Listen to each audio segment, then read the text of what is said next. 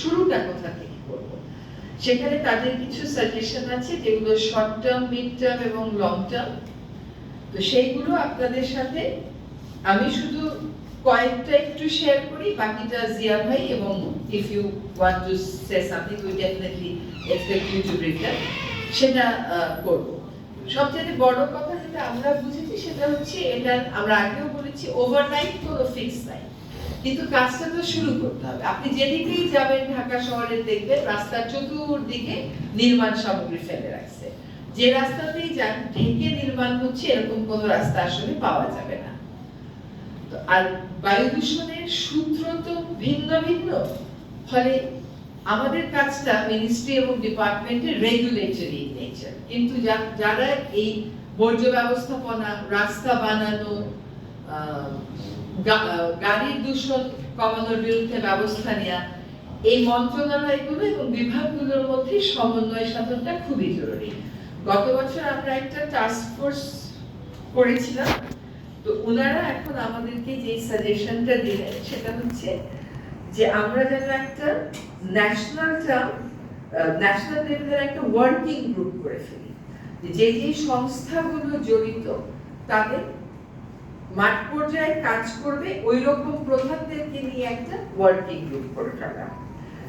আর short টার্মে আমাদের respite হচ্ছে ডাস্টটাকে কন্ট্রোল করা যায় কিনা, ধুলা নিয়ন্ত্রণ করা যায় কিনা। ধুলা নিয়ন্ত্রণের মাধ্যমে বায়ু দূষণটা কিছুটা নিয়ন্ত্রণে আসবে, কিন্তু বায়ুর মান কিন্তু উন্নত হবে না। সেটার জন্য আপনার হিউজ ইনভেস্টমেন্ট লাগবে। তো আমরা শর্ট টার্মে আমরা যেটা ভেবেছি যে আমরা এখানে স্থানীয় সরকার মন্ত্রণালয়ের প্রতিনিধি আছেন, রোডস এর প্রতিনিধি আছেন, একটু পরেই জ্বালানি ও খনিজ সম্পদের প্রতিনিধিও আসবে। আমরা রোড রিপেয়ারিং এর যে ব্যাপারটা, এটাতে এবার মনোযোগী হতে পারি কিনা। আরেকটা হচ্ছে road construction. ওনারা আপনাদেরকে ছবি দেখাবেন, I'm sure you will show them the picture where how roads should be constructed and dust should be controlled. এটা আমরা একটা নিয়ন্ত্রণে আনার চেষ্টা করব। এই নিয়ন্ত্রণে আনতে পরিবেশ অধিদপ্তর এককভাবে এনফোর্সমেন্ট টিম পাঠাবে না, আমরা বিএফটি এর সাথে মিলে, রোডস এর সাথে মিলেই আমরা এবার টিম পাঠাবো। আরেকটা হচ্ছে সারফেস কভারিং, যেটাকে আমরা বলছি জিরো সয়েল। এখন এই জিরো সয়েলের কাজটা আসলে আমরা শুরু করে দিয়েছি।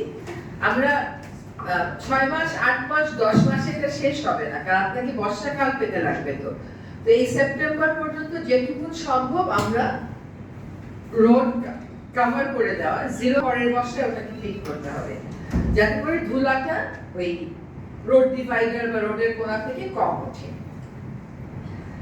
তারপরে ওনারা দেখাবেন রোড কনস্ট্রাকশনের জিনিসগুলো।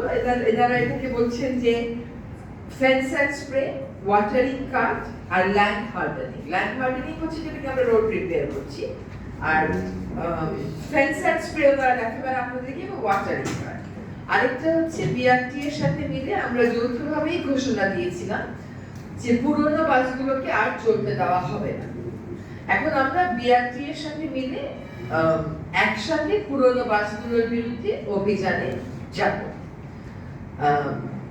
এই কাজগুলো সাইমালটেনিয়াসলি হতে হবে। পুরনো বাস রাস্তা থেকে সরবে, নতুন বাস যেগুলো হয়তো ইলেকট্রিক ভেহিকেল, ইলেকট্রিক বাসেস, সেগুলো আসবে। ভালো সংবাদ হচ্ছে যে আমরা অলরেডি 250 বাস কেনার টাকার অনুমোদন পেয়ে গেছি, কিন্তু সরকারি যে প্রক্রিয়া সেটা শেষ করতে করতে আমাদের সময় এই বাস কেনা হবে কিনা জানি না।